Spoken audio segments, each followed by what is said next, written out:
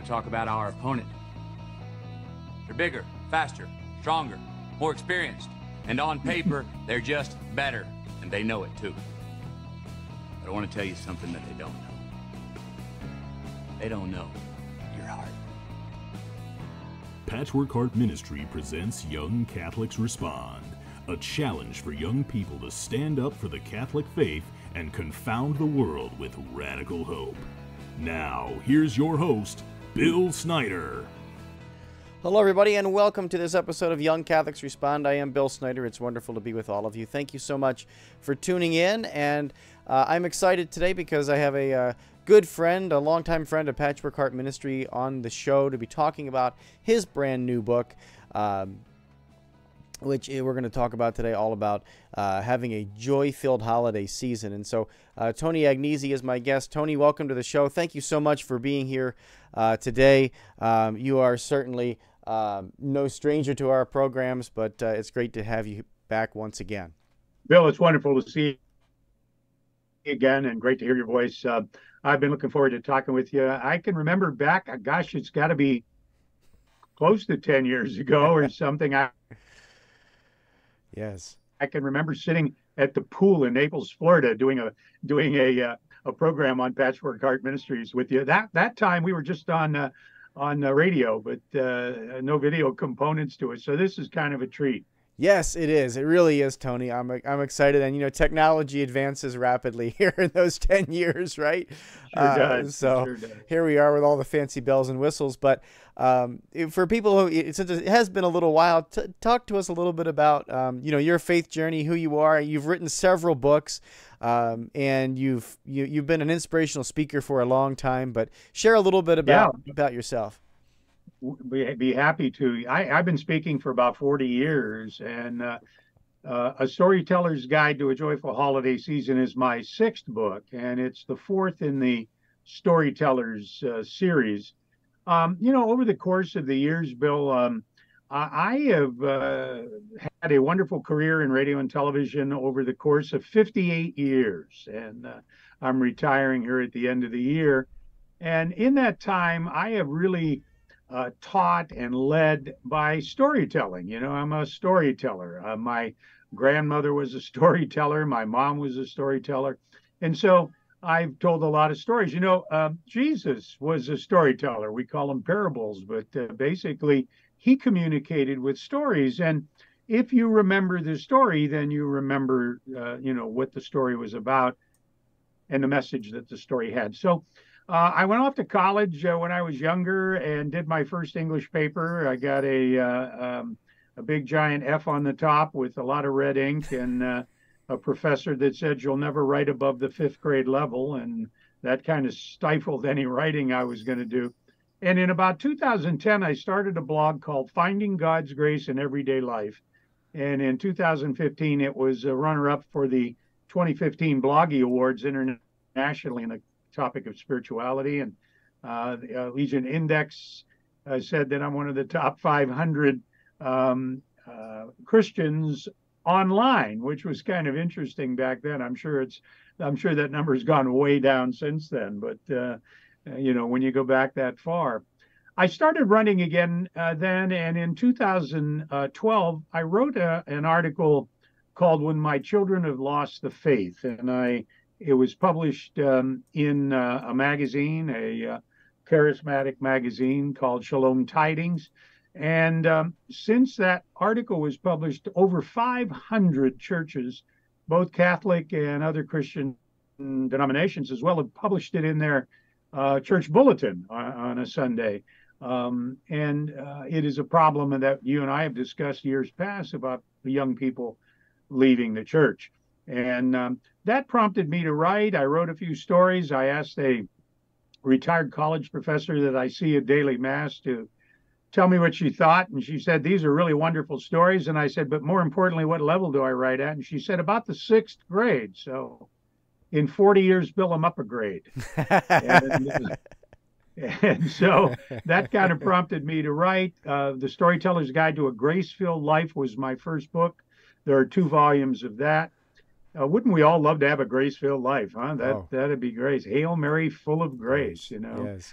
And then my second book was called A Storyteller's Guide to Joyful Service. And two key words there. And one of them is joyful. And, there's a difference between happiness and joy. Happiness, I was happy when the Browns won 2 weeks ago and sad when they lost last week.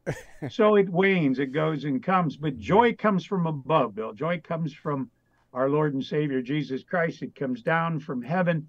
And that joy comes basically from serving others, by serving others. That's what that book is about. So in all of my books and all of my blogging and podcasting and radio shows that I've done, one of the things that people have always said to me is, Tony, there's just something special about your stories about the holiday season. And wouldn't it be great if you just put together a compilation of just those stories from Thanksgiving and Advent, Christmas and New Year's? And so what I did, it's more curation than it is writing. I went back, Bill, to 2010, and I looked at all of the blog posts, all of the podcasts that I've done, and all of the radio programs I've done. And the best material I've written about those four seasonal holidays is in the book. And there are 26 of those stories. Each of them is tied to scripture, as all of my books do. And then there's some questions for reflections at the end of each story. So you read a story and you have three things to think about, reflections that you can do with it. And so that's how the book came about. It actually started out this summer, Bill, as an Advent talk. I get asked to speak a lot during Lent, and not as much during Advent. So I said, well, I need to write an Advent-specific talk, and that's how it kind of got its start and turned into the book that was just released. Yeah, that's so awesome. And for viewers, you're able to see that cover there. We just popped it up. I'll pop it up one more time there. But again, beautiful artwork, and it's relevant for this time of year, Tony. Right? This is the time of year when people are looking to have a joy-filled holiday season and a joy-filled Christmas. And navigating that can be difficult, right? I think there's a lot of challenges. It really can. A deacon friend of mine, Deacon Roger Klaus here in Ohio, one of the things he does is he teaches religion at the local elementary school. So he goes into the second grade class and he says, kids, we've just entered a new liturgical season. Does anybody know what it's called?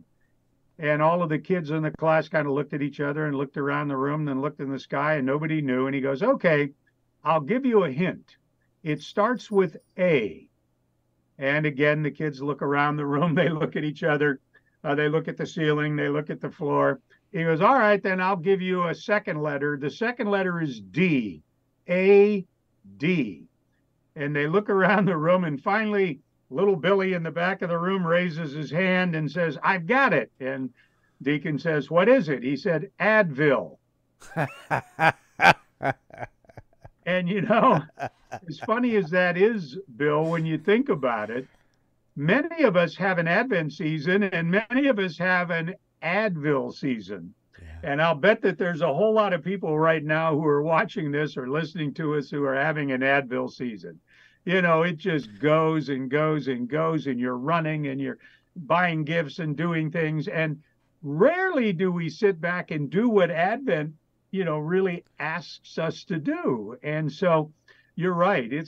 Negotiating, navigating our way through this season is a difficult. And part of the difficulty is that we have taken Advent and we've turned it into a secular season as well. I call it secular Advent.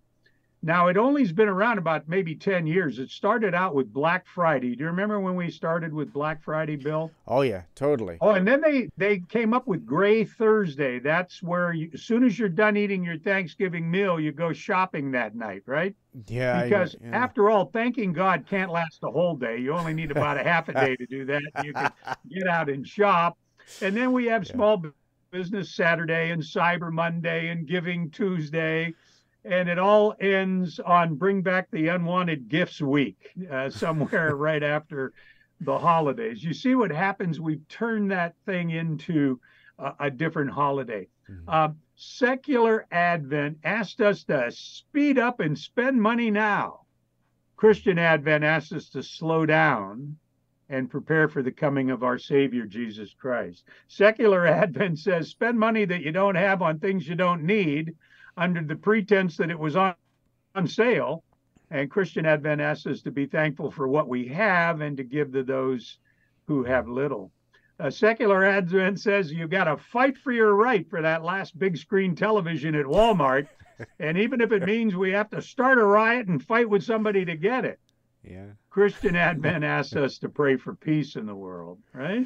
Yeah. Secular Advent says every 7-year-old needs an iPhone 15, an Xbox, a PlayStation gaming system because they deserve it. Christian Advent reminds us that some children will have no gifts at Christmas. And wouldn't it be nice to buy something for a child who has little or nothing? You know, my wife loves the giving tree. We have a giving tree at our church, and you take a couple of names off the giving tree of people in need and buy for them. And, you know, my wife, she always waits. I said, why don't you take a few names off the tree? She always waits till the end. And she says, no, I want to take the names of those people who have been forgotten, the last people picked, if you will. You know, most people, even if we're trying to be generous and we're going to buy gifts for someone, we'll look through and make sure it's a child or make sure it's a girl or a boy and so forth. She likes to buy for those that are left over. So that's what I'm trying to do this year and every year, is to kind of prefer that Christian Advent and not get caught up in all of the hype of the secular holiday. And there's some things you can do to make that happen. But just to slow down and enjoy the season. You know, you've got a 2-year-old. There's just so many memories and things that I can conjure up. You know, my kids are grown adults in their 40s, but I can remember those times. And Bill, they don't last forever, so you've got to savor them and enjoy them. There's nothing more important at this time of year than the joy in the eyes of a child. And we can increase our mass attendance. You know, for a lot of people, that might mean going a second day during the week, or making sure, you know, for me, it was always daily mass.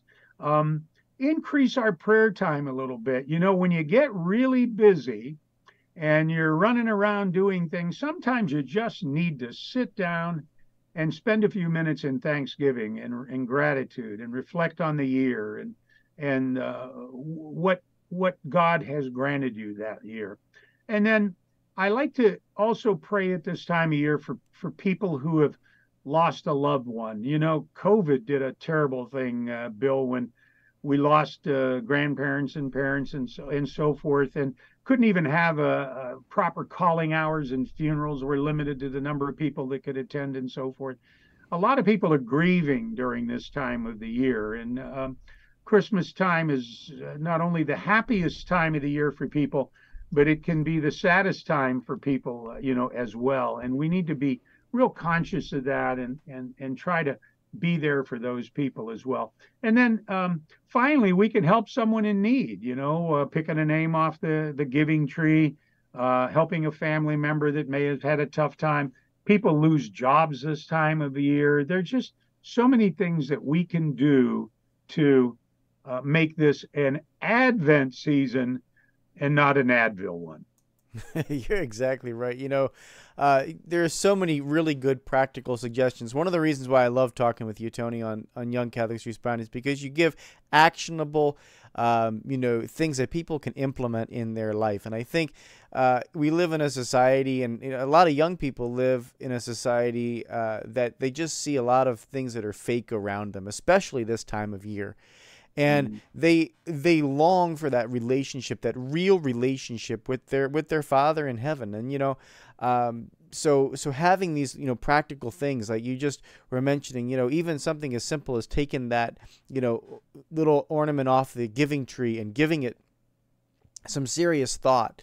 You know, which is something we have at our church as well, and something that we do as well, and many Catholic churches around the country do that. So, folks, you know, that's a really good actionable thing that you can do, and it is not something that is going to, be costing you a ton of money either. This is, No. something that you can give back. When I looked at the Giving Tree this year for us, and I took that ornament off of there, and I looked at it, and this, I tried to get somebody around the age of my son, because I was thinking, okay, that'll be something that's, not necessarily easy to do, but just relatable for me. Like, I'll pick something that's a good toy, right? And all it said on this thing was stickers. Stickers.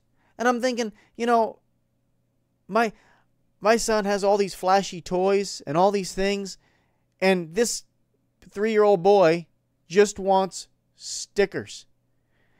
And I brought it home to my wife, and and my wife goes, "We'll add some other toys to that. We're gonna add some other toys." And I said, "Yeah," but it just stuck with me for a few minutes as I'm taking that sticker. I'm like, taking that thing off and looking at it and going, stickers, man, wow. You know what I mean? So people are just so grateful for that.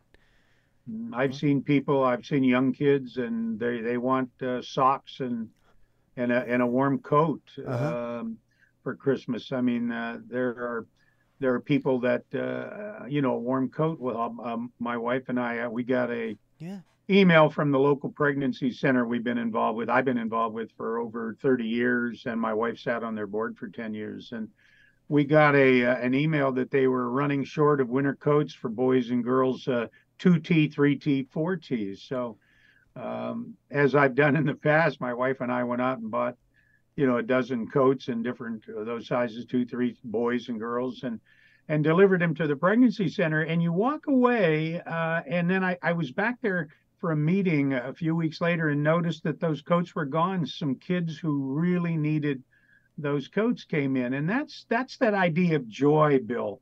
Not happiness, but just the joy that comes from knowing that you've done something. Young people want authenticity and authentic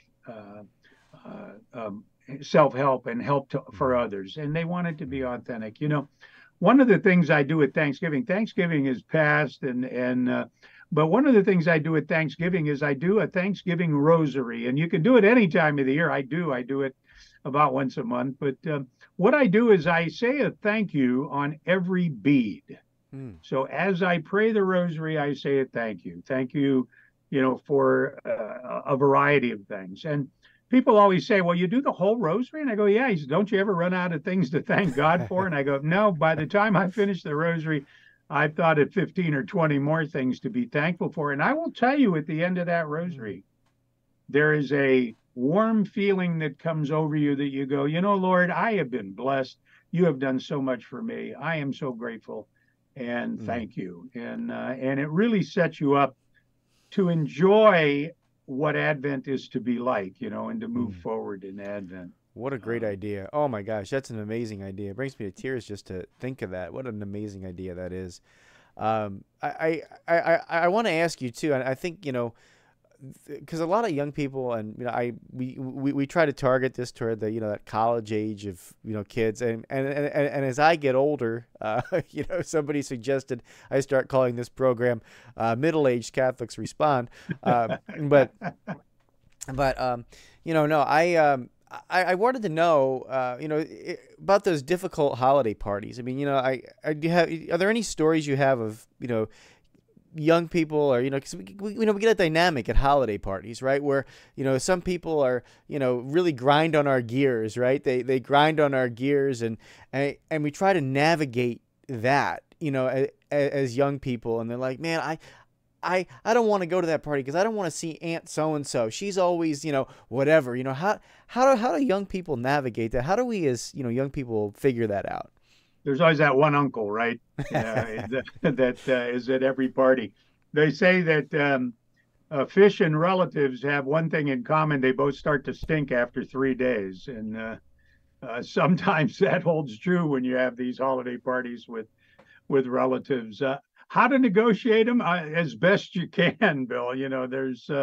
There's always some conflict that happens in those. We try to limit politics and religion. Religion is, maybe we say grace before for the meal, and that's about it. You know, that the other part of it, we're talking about, people being joyful and happy, and wearing antlers, and they've got the Christmas sweater and so forth. And there are other people that are having a really, really difficult time at the holidays, and it's especially difficult for people that maybe have lost a job, they're unemployed, or have switched jobs, people that can't afford the mortgage payment, or can't afford their fees, their family, kids in college that are having a difficult time with a particular course or a particular professor. And the holidays don't seem as joyful, to them. The circumstances of a Merry Christmas is the farthest thing from their mind. And so, for those people, here's a few ideas.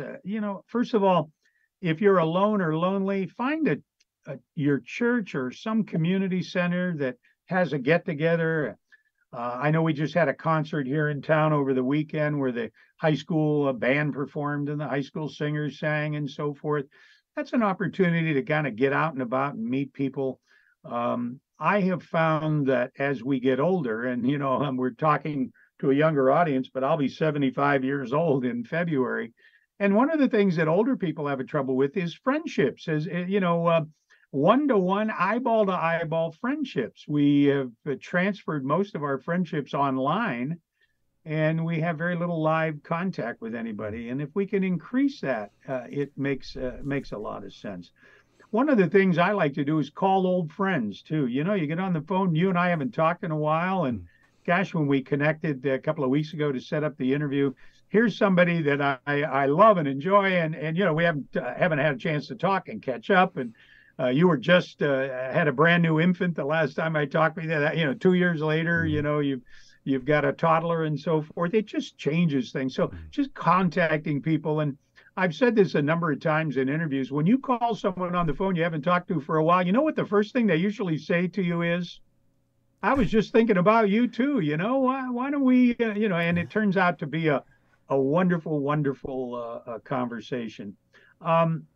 Volunteering, volunteering at a homeless shelter, a soup kitchen, or anything is very, very satisfying and gratifying. Mm-hmm. There's a church in Akron, St. Bernard's. They have what they call the bologna room, where they feed lunch to people every day. They pack 100 sack lunches every day. A bologna sandwich, an apple, a bag of chips, and a cookie. And you'd be surprised the cars that will pull up, and mom gets out with 3 or 4 kids, and they all get their lunch and so forth. Volunteer to make the bologna sandwiches one day. You don't have to do it every single day. It could be just that simple. And then, for the rest of us who are not having those problems, we can be useful too. We can be kind and understand that not everyone finds holidays joyous, and we can think of someone in our community or someone in our family, a widow, a widower, a single person, a divorced parent, a kid that isn't going home from school, is going to stay on campus and really doesn't have any family around them. And we can invite them to our house. I mean, my mom used to say, she would cook enough food for General Patton's army at the holidays, and certainly there's room for another plate or two at the table. How few of us do that and say, Aunt, somebody who's going to be alone, let's invite her over to spend the day with us and share some stories and so forth.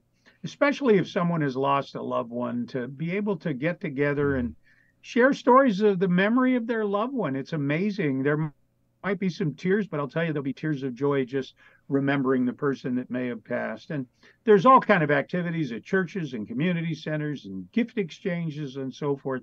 And we can invite those people. We can help those people get through the holiday season.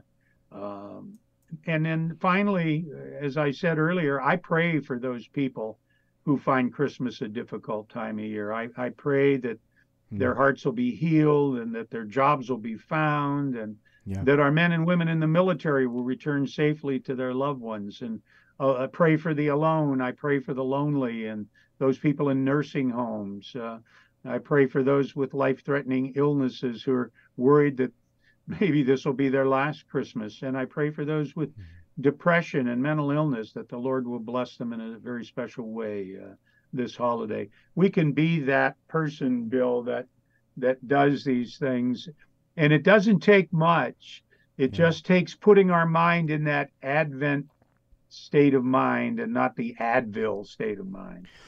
And we can do it. And I think as you said earlier in the program, and I agree with it 100%, is that Jesus used the stories and the parables to teach the greatest lessons in the gospel, because we relate to stories just as human beings. And so I encourage people to get a copy of your book, because when we look at the stories of others, we find something that's relatable in it, right? I mean, so there's something profound about what you're talking about, and again, you've made it practical, right? I mean, that this is not just something to laugh at; it's also something that to think about. You've got the discussion questions in the chapters, so people can then go and read the stories together and share, their own experiences and put their own experience, again, make it relatable. And so, if you're a young adult, if you're a middle-aged adult, it doesn't matter what age, these stories can help transform your holiday season. And Tony, I like that you used holiday season, and that it's spanning this entire season from Thanksgiving all the way through Christmas, the Epiphany, all of those things, because sometimes we get so focused on putting Christ in Christmas that we forget about putting Christ in Thanksgiving and Christ on the other 4 weekends of Advent, right? Exactly. The book is broken into 4 chapters: Thanksgiving, Advent, Christmas, New Year's. We take people through the new year, and there are stories for in each of those areas. Let me share one Christmas story with you, and I'll share it for a reason. A couple of days ago, I got an email from a pastor in a church in Australia, and he said, Tony, I read one of your stories in the book about your Christmas train, and we're going to set up a train set in the church hall, and I would love to be able to read that story to our congregation. Would you grant permission to do that? And of course, Bill, I would, and did, and so we had a wonderful email exchange over the holidays. And the story is about my Christmas train, if I can share it with your audience. Yeah. As a kid, I was about six years old. The only thing I wanted for Christmas was the train set in the 1954 Lionel catalog. Man, that was it. That's what I wanted for Christmas. And I remember Christmas morning that year, I got up underneath the tree and I grabbed a box that I knew could not be the socks or underwear, because usually that's the first one we open. And I said, this is about the size of that train set. And I tore open the paper and the wrapping and sure it was the train set from the 1954 Lionel catalog, the exact one that I wanted. And interestingly enough, my parents said to me, son, your best friend's dad is unemployed and couldn't afford a whole lot of things for him for Christmas. Wouldn't it be nice if you gave up one of your presents to your friend so that he'd have something at Christmas time? And all kind of thoughts went through my mind. The first was, I could probably go another 6 months with these same underwear and socks, so maybe that would be the one I would give up. But my dad said, you know what, son? Give him the present you think that would make him the happiest. And I thought about it for a long, long time, and I knew which one would make him the happiest. It was the train set. And so I said to my dad, well, I'm going to give up my train. And so I began tearing into the packages under the tree, open the underwear, open the socks. And as I did, I looked behind the tree, and here was another package, the same size as the other. And as I pulled it out and opened it, it was another train set. It was the exact train set I wanted. from the 1954 Lionel catalog, testing me to see if I was willing to give up something for someone in need. Now, it's a great story, but before you nominate me for sainthood, let me tell you something that I believe. You know, the Christmas story always haunted me, Bill, because in all of Bethlehem, not a single man or woman offered their bed to a pregnant woman who was about to give birth with child so that she could have that child comfortably. Not a single man or woman in all of Bethlehem. And so she has to have her child in a stable in a manger. But I submit that if you asked a group of 6-year-olds, would you be willing to give up your bed for tonight so that Mary could have her child in comfort? I'll bet 100% of those 6-year-olds would pass the test. We have to live as if we're children, and children are so generous when they are challenged in their generosity. What a beautiful story. And Tony, thank you so much for sharing it with me and our audience. Powerful, powerful stuff.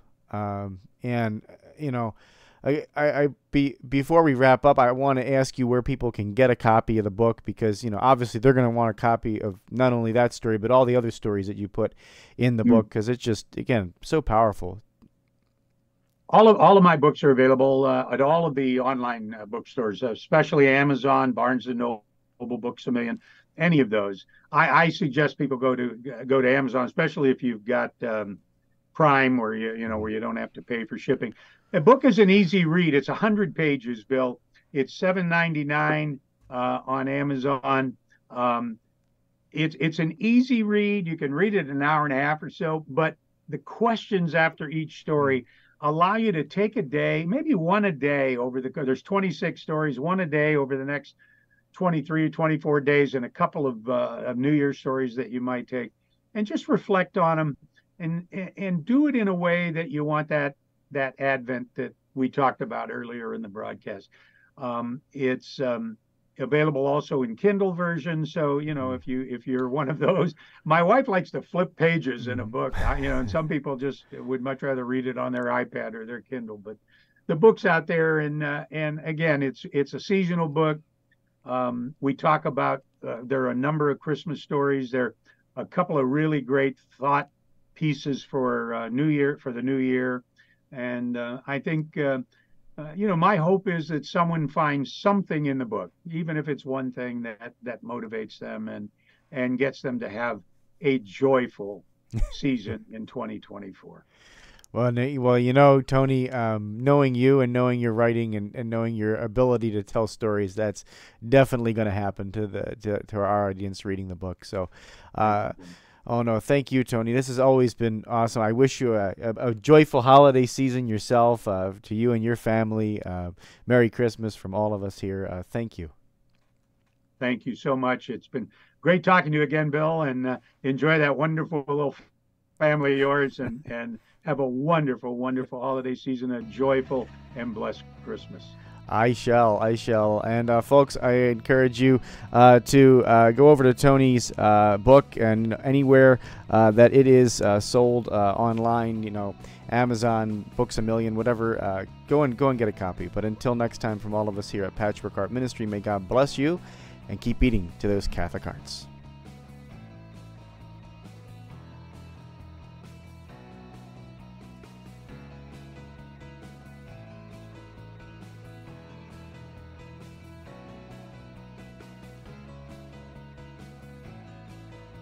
Young Catholics Respond is a production of Patchwork Heart Ministry. For more information about this and all our media programs, visit patchworkheartradio.org. To learn how you can support our ministry or become a sponsor, visit patchworkheart.org.